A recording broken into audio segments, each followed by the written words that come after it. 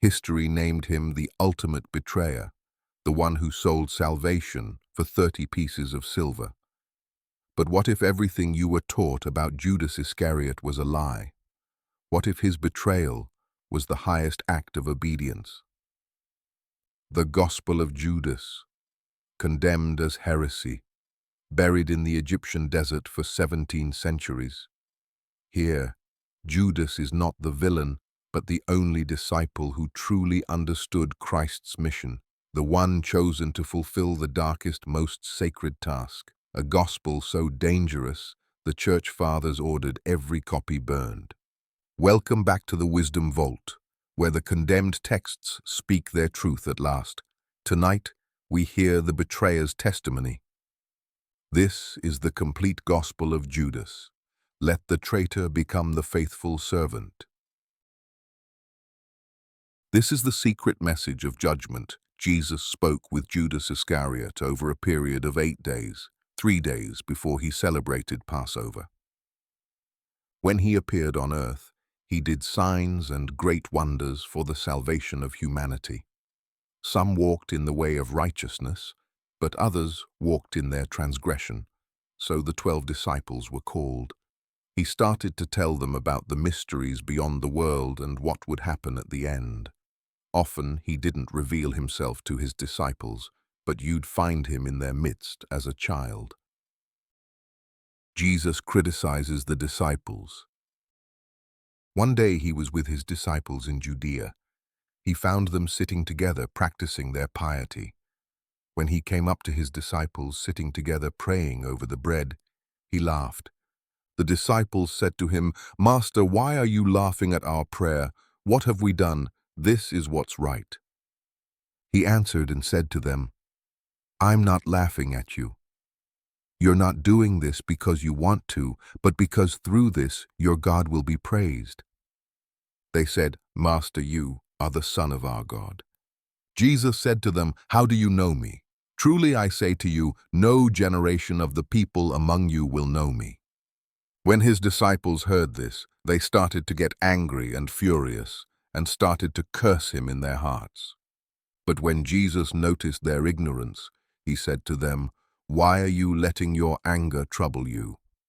Has your God within you and his stars become angry with your souls? If any of you is strong enough among humans to bring out the perfect humanity, stand up and face me." All of them said, "We're strong enough."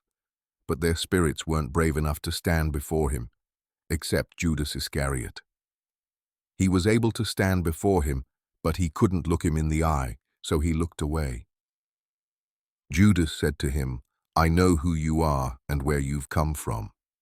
You've come from the immortal realm of Barbello, and I'm not worthy to utter the name of the one who sent you." Then Jesus, knowing that he was thinking about what's exalted, said to him, "Come away from the others, and I'll tell you the mysteries of the kingdom. Not so that you'll go there, but you'll grieve much because someone else will replace you to complete the 12 elements before their God." Judas said to him, "When will you tell me these things, and when will the great day of light dawn for the generation?" But when he said these things, Jesus left him. Another generation. The next morning he appeared to his disciples, and they said to him, "Master, where did you go and what did you do when you left us?" Jesus said to them, "I went to another great and holy generation." His disciples said to him, "Lord, what great generation is better and holier than us, that's not in these realms?" Now when Jesus heard this, he laughed. He said to them, "Why are you wondering in your hearts about the strong and holy generation? Truly, I say to you, no one born of this realm will see that generation. No army of angels from the stars will rule over it, and no person of mortal birth will be able to join it, because that generation doesn't come from, that has become, the generation of the people among them is from the generation of the great people, the powerful authorities who, nor the powers, those by which you rule. When his disciples heard these things, they were each troubled in their spirit. They couldn't say a thing. The disciples' vision. Another day Jesus came up to them. They said to him, "Master, we've seen you in a dream, because we had great dreams last night." But Jesus said, "Why hidden yourselves?" And they said, "We saw a great house with a great altar in it, and 12 people, we'd say they were priests, and a name. And a crowd of people was waiting at the altar until the priests finished receiving the offerings. We kept waiting too." Jesus said, "What were they like?" And they said, "Some fast for 2 weeks. Others sacrifice their own children, others their wives, praising and humbling themselves among each other. Others sleep with men, others murder, yet others commit many sins and do criminal things. And the people standing before the altar invoke your name, and in all their sacrificing they fill the altar with their offerings." When they said this, they fell silent because they were troubled. Jesus said to them, "Why are you troubled? Truly I say to you, all the priests standing before that altar invoke my name, and again, I say to you, my name has been written on this house of the generations of the stars by the human generations. And they have shamefully planted fruitless trees in my name." Jesus said to them, "You're the ones receiving the offerings on the altar you've seen. That's the God you serve, and you're the 12 people you've seen. And the animals you saw brought in to be sacrificed are the crowd you lead astray before that altar. Your minister will stand up and use my name like that, and the generations of the pious will be loyal to him. After him, another person will present those who sleep around, and another those who murder children, and another those who sleep with men, and those who fast, and the rest of impurity, crime, and error. And those who say, 'We're equal to the angels,' they're the stars that finish everything. It's been said to the human generations, 'Look, God has accepted your sacrifice from the hands of priests,' that is, the minister of error. But the Lord who commands is the Lord over everything. On the last day, they'll be found guilty." Jesus said to them, "Stop sacrificing animals. You've offered them over the altar, over your stars with your angels, where they've already been completed. So let them become with you, and let them become clear." His disciples said to him, "Cleanse us from our sins that we've committed through the deceit of the angels." Jesus said to them, "It's not possible, nor can a fountain quench the fire of the entire inhabited world, nor can a city's well satisfy all the generations except the great stable one. A single lamp won't illuminate all the realms except the second generation, nor can a baker feed all creation under heaven." And when the disciples heard these things, they said to him, "Master, help us and save us." Jesus said to them, "Stop struggling against me. Each one of you has his own star, and one of the stars will what belongs to it. I wasn't sent to the corruptible generation, but to the strong and incorruptible generation, because no enemy has ruled over that generation, nor any of the stars. Truly I say to you, the pillar of fire will fall quickly, and that generation won't be moved by the stars." Jesus and Judas. And when Jesus said these things, he left, taking Judas Iscariot with him. He said to him, "The water on the exalted mountain is from. It didn't come to water, the well of the tree of the fruit of this realm, after a time, but came to water God's paradise and the enduring fruit, because it won't corrupt that generation's walk of life, but it will exist for all eternity." Judas said to him, "Tell me, what kind of fruit does this generation have?" Jesus said, "The souls of every human generation will die. However, when these people have completed the time in the kingdom and the Spirit leaves them, their bodies will die, but their souls will live, and they'll be taken up." Judas said, "What will the rest of the human generations do?" Jesus said, "It's not possible to sow on rock and harvest its fruit. In the same way, it's not possible to sow on the defiled race along with the perishable wisdom and the hand which created mortal humans so that their souls may go up to the realms above. Truly I say to you, no ruler, angel, or power will be able to see the places that this great holy generation will see." When Jesus said this, he left. Judas said, "Master, just as you've listened to all of them, now listen to me too, because I've seen a great vision." But Jesus laughed when he heard this. He said to him, "Why are you all worked up, you 13th demon? But speak up, and I'll bear with you." Judas said to him, "In the vision I saw myself. The 12 disciples are stoning me and chasing me rapidly. And I also came to the place where I had followed you. I saw a house in this place, and my eyes couldn't measure its size. Great people surrounded it, and that house had a roof of greenery. In the middle of the house was a crowd. 'Master, take me in with these people.' Jesus answered and said, 'Your star has led you astray, Judas, and that no person of mortal birth is worthy to enter the house you've seen, because that place is reserved for those who are holy. Neither the sun nor the moon will rule there, nor the day, but those who are holy will always stand in the realm with the holy angels. Look, I've told you the mysteries of the kingdom, and I've taught you about the error of the stars and sent on high over the 12 realms." Judas said, "Master, surely my seed doesn't dominate the rulers, does it?" Jesus answered and said to him, "Come, let me tell you about the holy generation. Not so that you'll go there, but you'll grieve much when you see the kingdom and all its generation." When Judas heard this, he said to him, "What good has it done me that you've separated me from that generation?"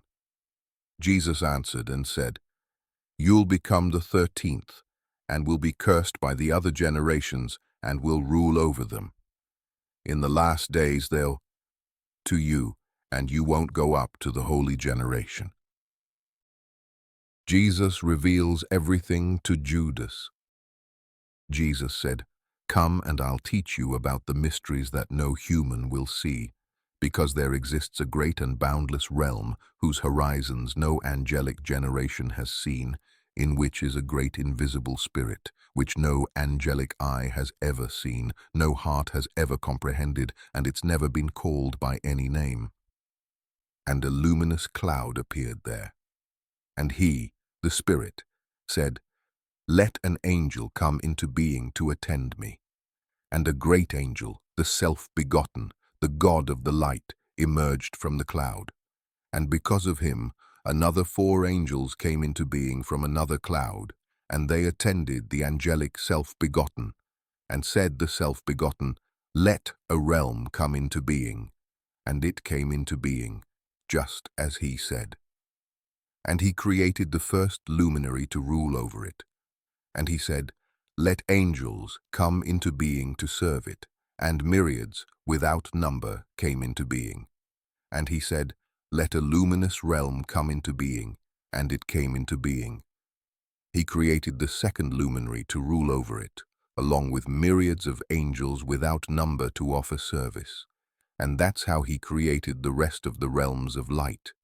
And he made them to be ruled, and created for them myriads of angels without number to assist them. And Adamus was in the first cloud of light that no angel could ever see among all those called God. And Adamus begat Seth in that place after the image of, and after the likeness of this angel. He made the incorruptible generation of Seth appear to the 12 androgynous luminaries. And then he made 72 luminaries appear in the incorruptible generation according to the Spirit's will. Then the 72 luminaries themselves made 360 luminaries appear in the incorruptible generation according to the Spirit's will, so that there'd be 5 for each.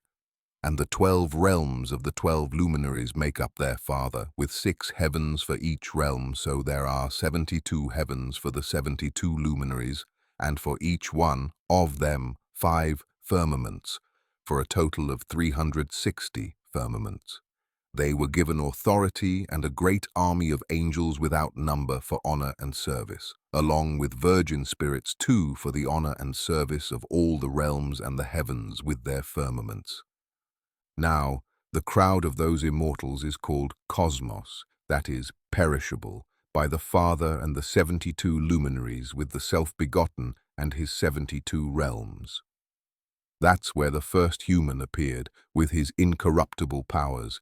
In the realm that appeared with his generation is the cloud of knowledge and the angel who's called Eleleth.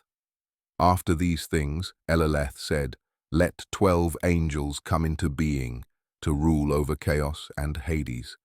And look, from the cloud there appeared an angel whose face flashed with fire, and whose likeness was defiled by blood. His name was Nebro, which means rebel. Others call him Yaldabaoth. And another angel, Saklas, came from the cloud too. So Nebro created 6 angels, and Saklas did too, to be assistants. They brought out 12 angels in the heavens, with each of them receiving a portion in the heavens. And the 12 rulers spoke with the 12 angels. Let each of you, and let them, generation, 5 angels. The first is Yaoth, who's called the Good One. The second is Harmathoth, the Eye of Fire. The third is Galilah. The fourth is Yobel. The fifth is Adonios. These are the 5 who ruled over Hades and are the first over chaos. Then Saklas said to his angels, "Let's create a human being after the likeness and the image."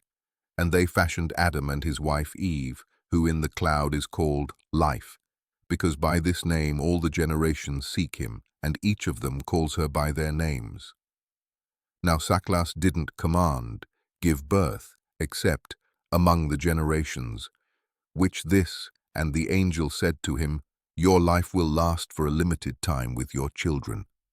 Then Judas said to Jesus, "How long can a person live?" Jesus said, "Why are you amazed that the lifespans of Adam and his generation are limited in the place he's received his kingdom with his ruler?" Judas said to Jesus, "Does the human spirit die?" Jesus said, "This is how it is. God commanded Michael to loan spirits to people so that they might serve. Then the Great One commanded Gabriel to give spirits to the great generation with no king, the spirit along with the soul. So the rest of the souls, light, the chaos, seek the spirit within you, which you've made to live in this flesh from the angelic generations." Then God caused knowledge to be brought to Adam and those with him, so that the kings of chaos and Hades might not rule over them. Then Judas said to Jesus, "So what will those generations do?" Jesus said, "Truly I say to you, the stars complete all these things. When Saklas completes the time span that's been determined for him, their first star will appear with the generations, and they'll finish what's been said. Then they'll sleep around in my name, murder their children, and they'll evil and the realms, bringing the generations and presenting them to Saklas, and after that will bring the 12 tribes of Israel from, and the generations will all serve Saklas, sinning in my name. And your star will rule over the 13th realm." Then Jesus laughed. Judas said, "Master, why are you laughing at me?" Jesus answered and said, "I'm not laughing at you, but at the error of the stars, because these 6 stars go astray with these 5 warriors, and they'll all be destroyed along with their creations." Then Judas said to Jesus, "What will those do who've been baptized in your name?" The betrayal.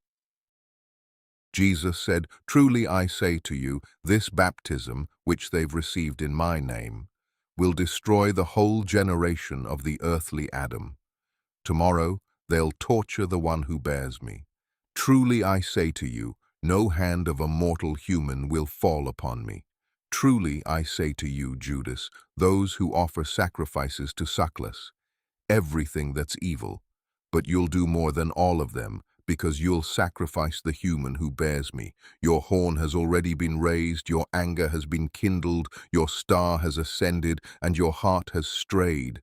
Truly, I say to you, your last and the thrones of the realm have been defeated. The kings have grown weak, the angelic generations have grieved, and the evil they sowed is destroyed, and the ruler is wiped out. And then the fruit of the great generation of Adam will be exalted, because before heaven, earth, and the angels, that generation from the realms exists. Look, you've been told everything. Lift up your eyes and see the cloud, with the light in it, and the stars around it. And the star that leads the way is your star. Then Judas looked up and saw the luminous cloud, and he entered it. Those standing on the ground heard a voice from the cloud saying, "The great generation," and, ... And Judas didn't see Jesus anymore. Immediately there was a disturbance among the Jews, more than their high priests grumbled because he'd gone into the guest room to pray. But some scribes were there watching closely so they could arrest him during his prayer because they were afraid of the people, since they all regarded him as a prophet. And they approached Judas and said to him, "What are you doing here? Aren't you Jesus' disciple?" Then he answered them as they wished. Then Judas received some money and handed him over to them. And so the Gospel of the 13th Spirit closes. Judas, the faithful one, the disciple who loved Christ enough to damn himself in the eyes of the world. Here, betrayal becomes sacrifice.